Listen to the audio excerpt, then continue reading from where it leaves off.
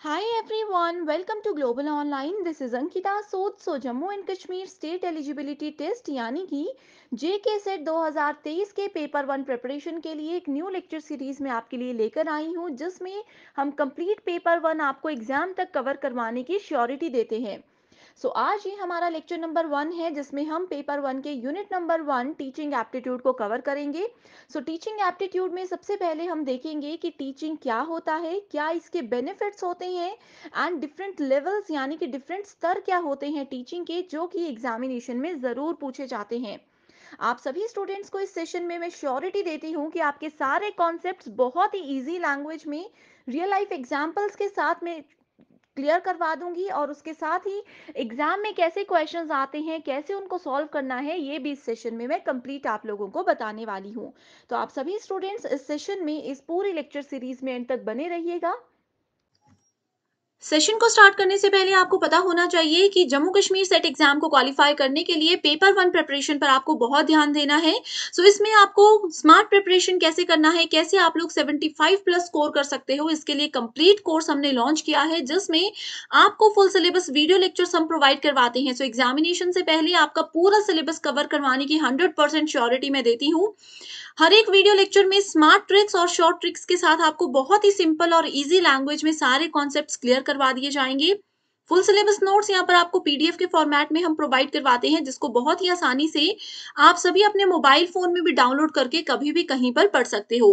Full syllabus mock test में complete 10 units को cover किया गया है, जिसमें से एज इट इज क्वेश्चंस बहुत बार एग्जाम में पूछे जाते हैं। एंड इस मॉक टेस्ट से आपको एक क्लियर आइडिया ये भी हो जाएगा कि किस लेवल के क्वेश्चंस इस पेपर में पूछे जाते हैं। इसके अलावा previous year questions with solution हम आपको देते हैं, जिससे आपको ये भी पता चल जाएगा कि काफी सारे क्वेश्चंस एग्जाम में रिपीट होते हैं, कैसे आपने करेक्ट आंसर को आइडेंटिफाई करना है और एग्जाम का क्या लेवल है। इसके अलावा 2000 प्लस एमसीक्यू क्वेश्चन बैंक, जिसमें हर एक क्वेश्चन के सॉल्यूशन के साथ आपको डिटेल में एक्सप्लेनेशन भी प्रोवाइड करवाई जाती है। एंड अगर आपके कोई कॉन्सेप्ट क्लियर नहीं है तो 2000 एमसीक्यू पीडीएफ में आपके वो कॉन्सेप्ट भी बिल्कुल क्लियर हो जाएंगे। इस चीज की भी मैं आपको श्योरिटी देती हूँ। गिवन व्हाट्सएप नंबर्स पर आप जल्दी से कांटेक्ट कर लीजिए। इसको ज्वाइन करने के लिए सिर्फ आपको एक ही बार फीस देनी है, वो भी सिर्फ 2000 रुपए। जब तक आपका ये एग्जाम नहीं हो जाता तब तक आप इस कोर्स का बेनिफिट उठा सकते हो। सिर्फ एक ही बार ये फीस आपको देनी है। इसके अलावा फ्री वीडियोस चाहते हो, कोर्स की फीस पे करने से पहले एक्सेस चाहते हो, तो आप लोग ग्लोबल ऑनलाइन ऐप को डाउनलोड कर लीजिए। ऐप डाउनलोड करने के बाद स्टोर सेक्शन पे आपको सर्च बार में कोर्स का नाम लिखना है। कोर्स का ओवरव्यू आपके सामने आ जाएगा। यहाँ पर आप इसका पूरी जानकारी ले सकते हो। कंटेंट सेक्शन पर क्लिक करोगे तो आपके सामने पेपर वन का कंप्लीट सिलेबस है, मॉक टेस्ट है, 2000 एमसीक्यू पीडीएफ है। एंड यहाँ पर आप देख सकते हो यूनिट वाइज फोल्डर्स हैं, जिसमें आपको टेस्ट भी मिल जाएंगे, वीडियो लेक्चर्स भी मिल जाएंगे और एक पीडीएफ फाइल मिल जाएगी, जिसमें कंप्लीट आपको यहाँ पर नोट्स हम प्रोवाइड करवाते हैं इंग्लिश एंड हिंदी दोनों ही लैंग्वेजेस में। जैसे अगर हम रिसर्च की बात करें, आप देख सकते हो थियरी लेक्चर्स अवेलेबल है, एमसीक्यूज लेक्चर्स अवेलेबल है, नोट्स और टेस्ट सीरीज यहाँ पर हम आपको एग्जाम के लेवल के हिसाब से प्रोवाइड करवाते हैं। आज ही गिवन व्हाट्सएप नंबर्स पर जल्दी से कांटेक्ट कीजिए एंड इस कोर्स का बेनिफिट उठाइए। आपको ये भी पता होना चाहिए कि टीचिंग एप्टीट्यूड का क्या सिलेबस है, किस तरह से क्वेश्चंस पूछे जाते हैं।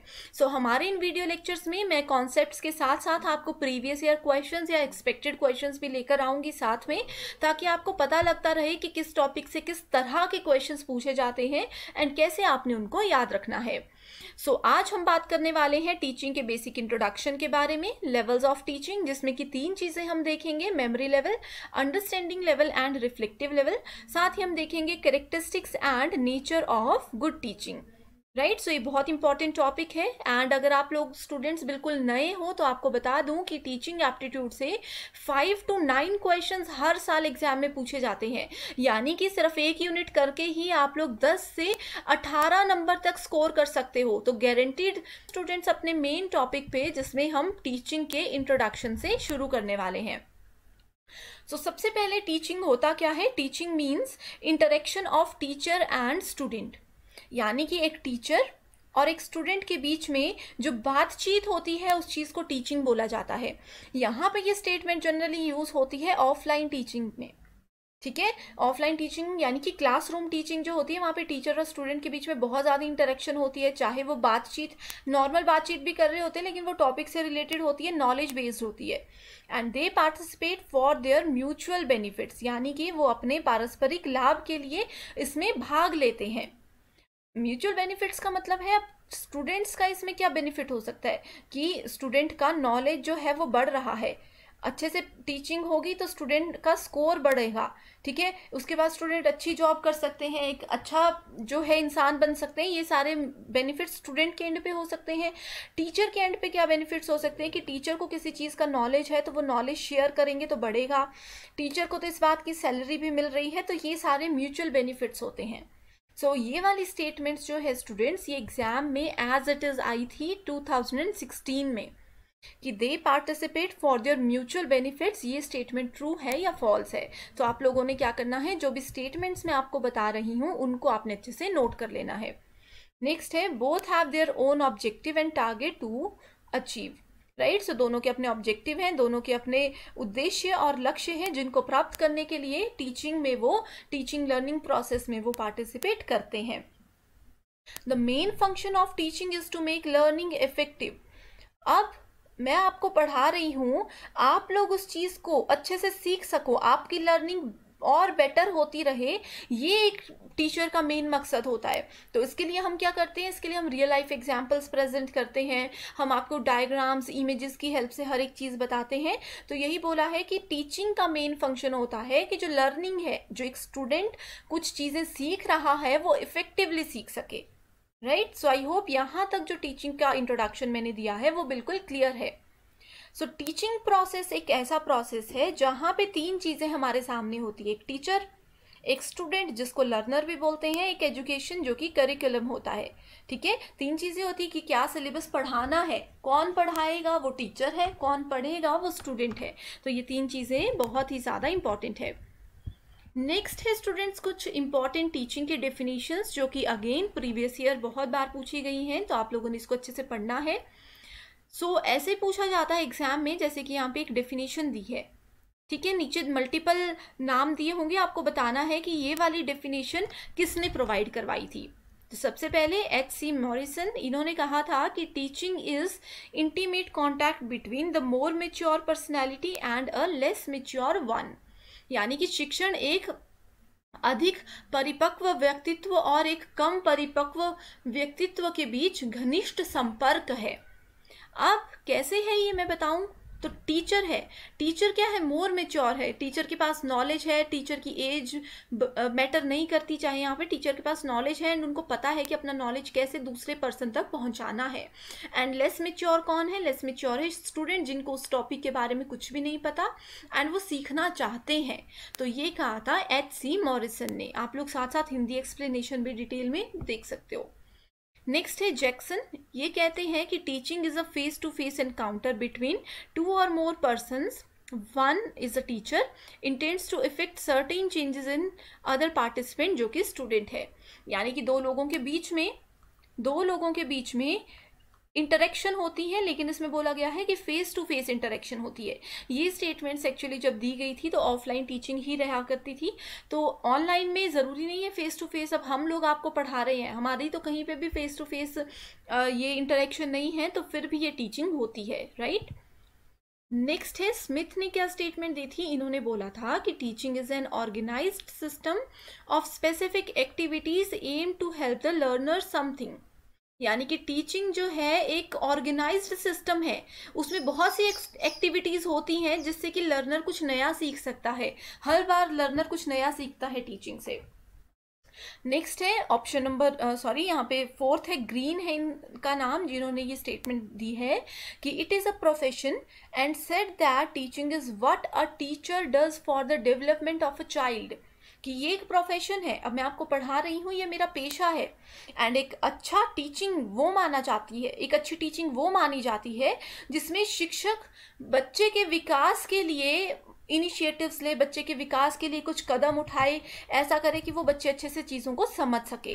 तो ये स्टेटमेंट दी थी ग्रीन ने, right. So I hope students teaching के बेसिक इंट्रोडक्शन एंड ये जो 4 इंपॉर्टेंट डेफिनेशंस हैं ये आपने नोट कर ली हैं। एग्जाम में एज इट इज़ पूछा जाता है, कई बार होता है कि किसने ये स्टेटमेंट दी है उनका नाम पूछा जाएगा, कई बार ये होता है कि मल्टीपल स्टेटमेंट्स में से आपको बताना है कि कौन सी ट्रू है कौन सी फॉल्स है, तो आपको ये सारी की सारी स्टेटमेंट्स याद रखनी है, ये बहुत ही ज़्यादा इंपॉर्टेंट है, राइट। बढ़ते हैं अब अपने अगले टॉपिक पे, जिसमें हम बात करने वाले हैं nature and characteristics of teaching की, यानी कि शिक्षण की क्या प्रकृति होती है एंड उसकी क्या विशेषताएं होती हैं। तो सबसे पहली स्टेटमेंट बोलती है कि teaching is N interactive process, कि शिक्षण क्या है, ये संवादात्मक प्रक्रिया है। अब ये मैंने आपको पहली स्टेटमेंट में ही बताया कि टीचर एक इंटरेक्शन होता है किसके बीच में, स्टूडेंट्स और लर्नर के बीच में, स्टूडेंट्स और टीचर के बीच में। तो वही चीज यहाँ पे बोली गई है। दूसरी स्टेटमेंट में बोला गया है कि it is a process of development and learning.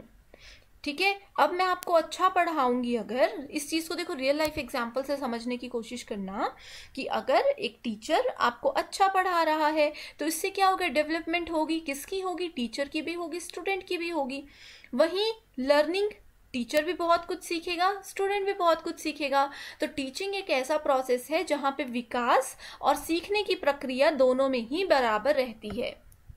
Next है एंड स्टूडेंट्स, ये नेचर एंड कैरेक्टरिस्टिक्स में ऐसे क्वेश्चंस आते हैं, जैसे 4 स्टेटमेंट्स गिवन है, आपको बताना होगा कि इनमें से कौन सी स्टेटमेंट टीचिंग के रिगार्ड में ट्रू है, कौन सी फॉल्स है। ठीक है, नेक्स्ट है teaching cause a change in behaviour, यानी कि शिक्षण व्यवहार में परिवर्तन का कारण बनता है।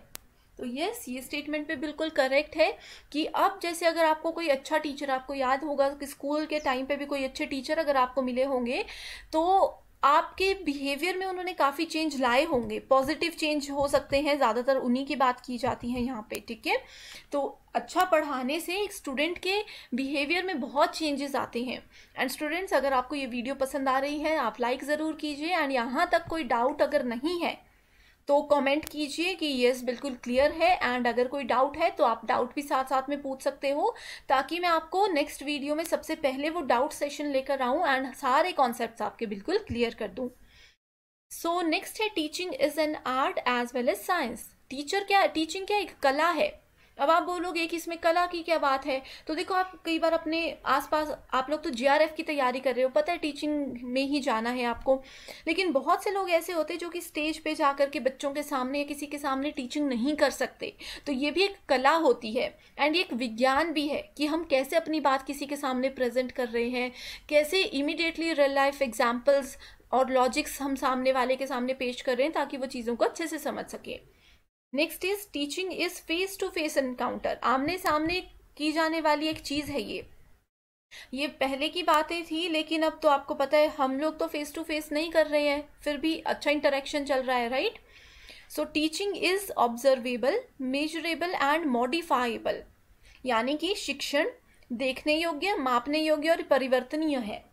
यानी कि टीचिंग को हम ऑब्जर्व करेंगे। अब जैसे आप लोग भी अगर टीचर बनना चाहते हो सकता है कि आपको मेरी टीचिंग स्टाइल में कुछ ऐसा पॉइंट अच्छा लगे, कुछ ऐसी चीज़ अच्छी लगे कि आप बोलो नहीं, जब मैं टीचर बनूंगा या बनूंगी तो हम भी यही चीज़ अपने आप में डालेंगे। तो वो होता है ऑब्जर्वेबल। मेजरेबल, कि हम मेजर कर रहे हैं कि हाँ ये उन्होंने अच्छा नहीं करवाया, ये अच्छा करवाया, ये जो भी है इस तरह से। एंड मॉडिफाइबल, अगर आपको लगता है कि मेरे पढ़ाने के तरीके में कोई चेंजेस करने हैं तो आप मुझे बता सकते हो। ठीक है, तो मैं उस चीज़ में चेंज करूँगी, यानी कि मैं अपने नेचर को, अपने टीचिंग के बेसिक नेचर को थोड़ा सा मॉडिफाई कर सकती हूँ। ठीक है, सो ये होते हैं observable, measurable and modifiable. Next है टीचिंग इज स्किल्ड ऑक्यूपेशन। जो एक टीचर होता है वो एक स्किल्ड पर्सन होना चाहिए, कुशल व्यक्ति होना चाहिए। अगर किसी में टीचिंग की स्किल्स ही नहीं है, एक पर्सन है ए, उसको नॉलेज बहुत ज़्यादा है, उस पर्सन को 100% किसी भी टॉपिक का नॉलेज रहता है, लेकिन उनको ये नहीं पता कि अपनी चीज़ किसी दूसरे के सामने कैसे प्रेजेंट करनी है, तो वो एक स्किल्ड ऑक्यूपेशन, स्किल्ड पर्सन नहीं है। टीचिंग एक स्किल्ड ऑक्यूपेशन है, इसमें पर्सन को नॉलेज के साथ साथ अपनी बात प्रेजेंट करने का तरीका भी आना चाहिए। Teaching is both a conscious and unconscious process. ठीक है, ये चेतन और अचेतन दोनों ही प्रक्रियाएं हैं। Teaching is from memory level to reflective level, ये नेक्स्ट हमारा टॉपिक है, इसको हम डिटेल में देखेंगे। नेक्स्ट है teaching is a continuum of training, conditioning, instruction and indoctrination. ये टॉपिक बहुत इंपॉर्टेंट है, इसको हम नेक्स्ट वीडियो में देखेंगे। अभी आप बस इतना याद रख लीजिए कि ये ट्रेनिंग, कंडीशनिंग, इंस्ट्रक्शन और इंडोक्ट्रिनेशन टीचिंग के ही जो है पार्ट होते हैं। ठीक है, ये क्वेश्चन भी एग्जाम में पूछे जाते हैं, इसको हम आगे देखेंगे टॉपिक की और, जिसमें अब हम लोग बात करने वाले हैं लेवल्स ऑफ टीचिंग की। सो लेवल्स पे जाने से पहले स्टूडेंट्स, अभी तक हमने nature, characteristics, definitions and introduction. ये 4 चीज़ें पढ़ी हैं। इसमें कोई डाउट है अभी तक? एक बार चेक कर लीजिए, फिर मुझे कमेंट कीजिए। अगर बिल्कुल क्लियर है तो भी यस कीजिए, अदरवाइज कोई डाउट है तो वो टॉपिक मुझे कमेंट कर दीजिए। लेवल्स होते हैं टीचिंग के 3, जिसकी बात हमने यहाँ पे की थी, मेमोरी टू रिफ्लेक्टिव। ठीक है, 3 लेवल्स होते हैं, मेमोरी टू रिफ्लेक्टिव, बीच में आता है अंडरस्टैंडिंग लेवल। ये एक बहुत इंपॉर्टेंट टॉपिक है, बहुत इंटरेस्टिंग वे में मैं आपको बताती हूँ। मेमोरी का मतलब होता है याद रखना, है ना। तो सबसे छोटा बच्चा, सबसे जो लोवेस्ट लेवल होता है वो होता है मेमोरी लेवल। अब आप लोग अगर 0 से लेकर के 2 साल तक के बच्चे की, चलो हम यहाँ पे बात करते हैं, वो बच्चा क्या होता है, मेमोरी लेवल पे काम करता है। अगर हम उस बच्चे को कुछ चीज़ें सिखाते हैं, वो इमीडिएटली सीख जाएगा, बस वो दिमाग में रखेंगे, उनको ज़्यादा चीज़ों के बारे में पता नहीं होता। और इसी मैं आपको ये बताती हूँ कि जैसे छोटे बच्चे होते हैं, नर्सरी क्लास के बच्चे, उनको पोयम की तरह ABCD याद करवाया जाता है ना। सो पोयम की तरह तो वो याद कर लेते हैं। ये होता है मेमोरी लेवल, जिसमें कि रट्टा मारने पे फोकस किया जाता है, इसमें क्रैमिंग की जाती है। जहां पे भी एग्जाम में आपको पूछा जाएगा कि टीचिंग के कौन से लेवल में रोट लर्निंग पर फोकस किया जाता है, ठीक है, तो वो होता है मेमोरी लेवल। इसको ऐसे याद रखिए कि छोटे बच्चों को गाने की तरह ABCD याद करवाया जाता है, उनको लेकिन ये नहीं पता होता कि A फॉर एप्पल है तो एप्पल एग्जैक्टली होता क्या है, इसका यूज क्या होता है। दूसरा लेवल आता है फिर हमारे पास अंडरस्टैंडिंग लेवल। अंडरस्टैंडिंग लेवल इससे थोड़ा सा हायर लेवल होता है, जिसमें वो बच्चा समझने लग जाता है कि A फॉर एप्पल होता है एंड एप्पल कुछ इस तरह से दिखता है, ठीक है। दूसरे में वो समझ आता है B फॉर बॉल होती है, बॉल कुछ इस तरह से दिखती है, राइट। सो ये होता है अंडरस्टैंडिंग लेवल, जिसमें कि एक बच्चा अपने थोड़े से मेमोरी लेवल से ऊपर जा करके चीज़ों को समझने लग जाता है। लेकिन अंडरस्टैंडिंग लेवल बच्चे का तभी एक्टिव रह पाता है जब वो मेमोरी लेवल पे पूरी तरह से काम कर चुका हो। यानी कि अगर किसी बच्चे को ए पता है तभी वो A फॉर एप्पल याद रख पाएगा, B पता है तभी वो B फॉर बॉल याद रख पाएगा। सो अंडरस्टैंडिंग लेवल में पहले मेमोरी लेवल का ही रोल होता है, उसके बाद अंडरस्टैंडिंग लेवल आता है। नेक्स्ट आता है फिर हमारे पास रिफ्लेक्टिव लेवल, ये होता है हाईएस्ट लेवल, ठीक है। ये होता है बिल्कुल हाईएस्ट लेवल, इसमें हम रिफ्लेक्ट करते हैं चीज़ों को, जो हमने याद की, जो हमने समझी, उनको रिफ्लेक्ट करेंगे। यानी कि आपको ये बच्चे को बोले कि आप एप्पल बनाओ, तो उन्होंने मेमोरी में याद भी किया था, रिफ्लेक्टिव में देख भी लिया था, ठीक है। अब अंडरस्टैंडिंग में उसको समझ भी लिया था, रिफ्लेक्टिव में अब वो एप्पल बना करके हम लोगों को बताएंगे। या फिर कहीं पे फ्यूचर में मान लीजिए उन्होंने कोई एप्पल का ट्री देख लिया, तो उनको पता चल जाएगा कि यस ये मैंने पढ़ा था, ये मुझे याद था, ये मैंने देखा था, तो वो किसी और को बता सकते हैं। That is called reflective level, ठीक है। इसको एक और एग्जाम्पल के साथ मैं बताती हूँ। जैसे मेमोरी लेवल में मैंने कोई टॉपिक अपना याद कर लिया, ठीक है। अंडरस्टैंडिंग लेवल, मेमोरी लेवल में याद कर लिया, रट्टा मार लिया, 1-2 दिन टिकता है वो, इससे ज़्यादा नहीं। अंडरस्टैंडिंग लेवल में मैंने उसको डिटेल में समझ लिया, ठीक है। रिफ्लेक्टिव लेवल में क्या हुआ, वही टॉपिक अगर एग्जाम में आता है एंड उसी टॉपिक में मैंने 10 आउट ऑफ 10 स्कोर कर दिया, तो वो है रिफ्लेक्टिव लेवल, कि मैंने मेमोरी लेवल में जो सीखा था उसका रिफ्लेक्शन मुझे यहाँ पे मिल गया है, राइट। सो आई होप ये 2 एग्जाम्पल्स की हेल्प से आपके पूरे के पूरे कॉन्सेप्ट्स बिल्कुल क्लियर हैं। अभी देखो यहाँ पे टॉपिक्स में मेमोरी लेवल हर्बर्ट ने दिया था, अंडरस्टैंडिंग लेवल मॉरिसन ने दिया था, रिफ्लेक्टिव लेवल हंट ने दिया था। मेमोरी लेवल रट्टा मारते हैं, रट्टे में दिमाग नहीं चलाना पड़ता। अब जैसे देखो यहाँ पे देख के मैंने स्टूडेंट्स आप लोगों को ये तीनों लेवल्स पढ़ा दिए। अगर तो ये क्या है, ये मेरा अंडरस्टैंडिंग और रिफ्लेक्टिव लेवल का काम था। अगर एज इट इज डेफिनेशन यहाँ पे लिखी होती मेमोरी लेवल की, मैं सिर्फ वो डेफिनेशंस पढ़ती आपको समझाती नहीं, तो वो मेमोरी लेवल में आना था। क्यों आना था, क्योंकि मुझे नॉलेज नहीं है, बस मैं पढ़ के रट्टा मार के आपको पढ़ा रही हूँ, ठीक है। तो ये होता है थॉटलेस, यानी कि कोई थॉट नहीं है, बस बोले जा रहे हैं जो सामने लिखा है। तो अंडरस्टैंडिंग में होता है थॉटफुल एंड हाईली थॉटफुल होता है रिफ्लेक्टिव लेवल, ठीक है। सो यहाँ पे आप देख सकते हो सबसे इंपॉर्टेंट ये चीज़ भी है कि मेमोरी लेवल टीचर सेंटर्ड होता है, ठीक है। जैसे छोटे बच्चे मैंने आपको बताया ABCD सीखते हैं, उस लेवल पे जो टीचर पढ़ाएगा बच्चे वही पढ़ेंगे। अंडरस्टैंडिंग लेवल भी टीचर सेंटर्ड होता है, रिफ्लेक्टिव लेवल जो है वो लर्नर सेंटर्ड होता है, यानी कि इसका मेजर फोकस लर्नर पे रहता है कि उसने कितना सीखा, उन्होंने क्या किया क्या नहीं किया, ठीक है। सो आई होप ये बिल्कुल क्लियर है। ये जो चार्ट आपके सामने है, आप चाहो तो इसको नोट कर लीजिए, चाहे इसका स्क्रीनशॉट ले लीजिए, ये इंपॉर्टेंट है। यहाँ से क्वेश्चन पूछा जा सकता है कि 3 लेवल्स में से लर्नर सेंटर्ड कौन सा है, या हायर क्लासेस में कौन सा यूज होता है, इस तरह से पूछा जा सकता है, राइट। यहाँ पे आप इसकी डेफिनेशन भी देख सकते हो। सो जो भी क्रैमिंग, जैसे मैंने आपको बताया, रोट लर्निंग बताया, यानी कि रट्टा मारना, सो ये वही चीज़ है जो मैंने आपको बताई, वो यहाँ पे डेफिनेशन के उस पर लिखी हुई है, आप लोग जा करके इसको देख सकते हो, चाहे नोट कर लीजिए, चाहे स्क्रीनशॉट ले लीजिए।